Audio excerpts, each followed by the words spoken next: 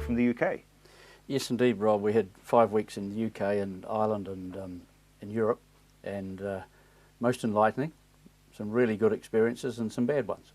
So what's happening over there that we should know about? Well, certainly in the cropping scene, we had a very good look at the English cropping scene. Stayed with some people in Lincolnshire, which is sort of the heart of, that's where the cereals, big cereals field days are, and they were just on at the time, and had a very good look around those farms. And I think they've got a problem actually, and part of their problem is how narrow their rotation is. It's extremely narrow. They start with wheat, go to barley, and then follow with canola, and that's it. That's it. That's the end of it. That's almost then all. You go back to wheat again. Wheat again. Yes, indeed. So is their fertiliser input pretty big? Yes, can be quite big in some of those crops.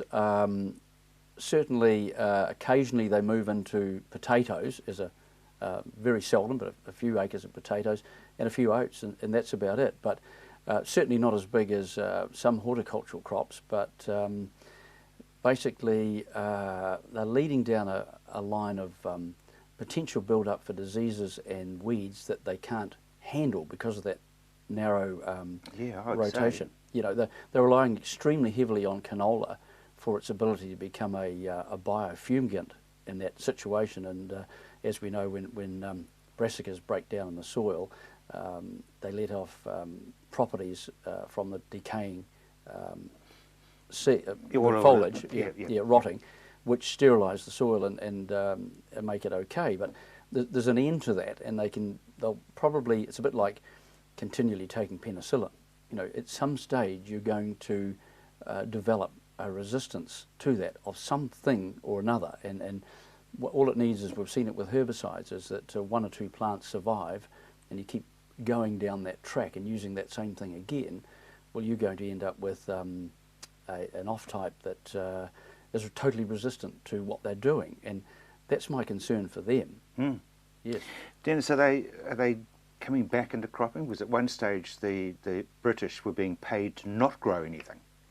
Yes, they are really coming back into cropping, and there wasn't a lot of country that wasn't cropped that we saw. And you know, we were on a train trip from Edinburgh to Torquay, and so that's from one end of England, it is really right down through the centre to the bottom, and had a pretty good look at things. And yes, there's not a, well, until you get down to Devon area where the pastures really come in, and you see some Devon cattle and some sheep and a few things like that. It's mainly sort of London and above. It's mainly cereals, and for miles and miles and miles and miles. Because you sort of see I guess we watch the television, I think it's rolling country with lovely green grass, but it's not necessarily.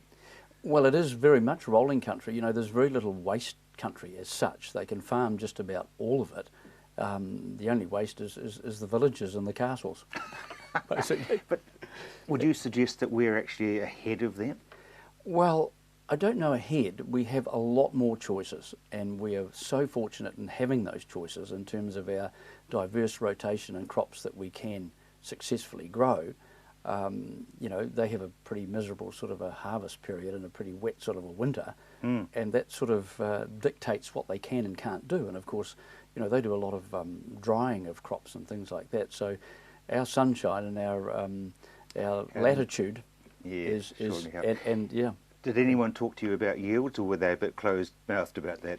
Well, no, their yields are pretty good, and the crops were set up pretty well. I think they're going to wheat conservatively. I think they would do sort of 10 tonne.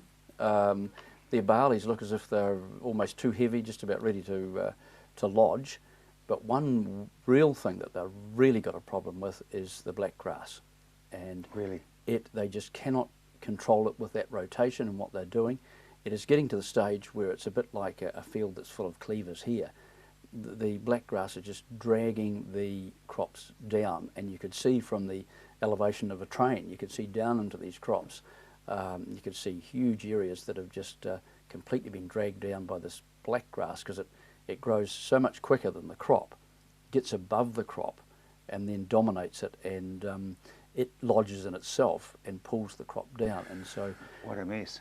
Yeah. Absolute mess. And so, you know, we've had this incursion of black grass in New Zealand. We don't need it. We don't need it, and Exactly. stay on top.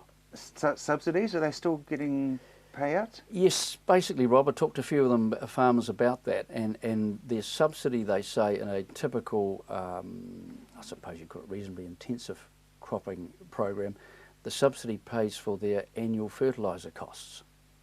So if we relate that back to our fertiliser costs, it's quite a little leg up.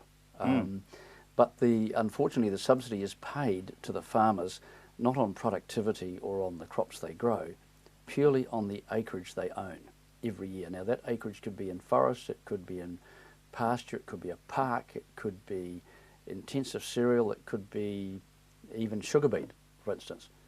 It's still just on per acre that they own, or per hectare they own. Briefly, organics? Organics, well, we're in Italy and talking to some lemon growers, and we saw the absolute ultimate in marketing.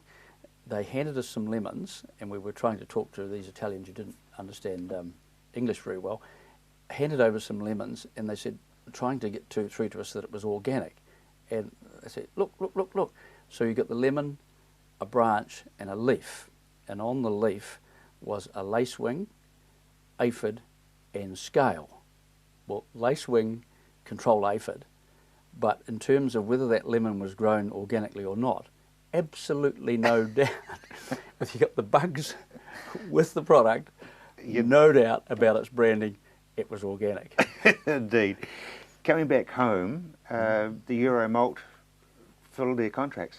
Yes, after last year's sort of stop go, issuing about 3 contracts before they got what they wanted, this year a contract came out, substantially less than last year, as we know the cereal prices have come down, and farmers took to that, and they were oversubscribed, and so they effectively cut that contract, the area that farmers had signed up, in half, and said, well, yes, we'll give you half, which I doubt fills their total requirement, and they're actually going to bring another contract out. Well, there's probably no guessing as to whether that other contract will be higher or lower in price. So it's an interesting way of doing business, but something that's been foreign to malting growers in this country for a long time, something we don't embrace, something we probably don't want. You know, in the past, the loyal growers who've been malting growers have stuck with the malting production, and really they need to be looked after properly, not bandied around on whims of world markets and things like that. After all, the price of beer, it's cash business, hasn't come down, won't come down, and so well, growers are looking for a fair deal. What is pea contracts? Yes, what is under new ownership, interesting, and they have embraced the fact that they require more peas for the coming year, and they've changed the payment terms, which used to be if you harvested an early crop sown in August, might have been harvested in December, you never got paid for that until the 30th of April. So the farmers became the bank. So Watties have looked at that, and they will pay 20th of the month after the month of harvest of those crops now, and they've kept last year's price, which is good of them in light of what's happened with the cereals, and they're offering bonuses for quality. So good on Watties. Things are looking up in that area. Dennis, thank you very much indeed.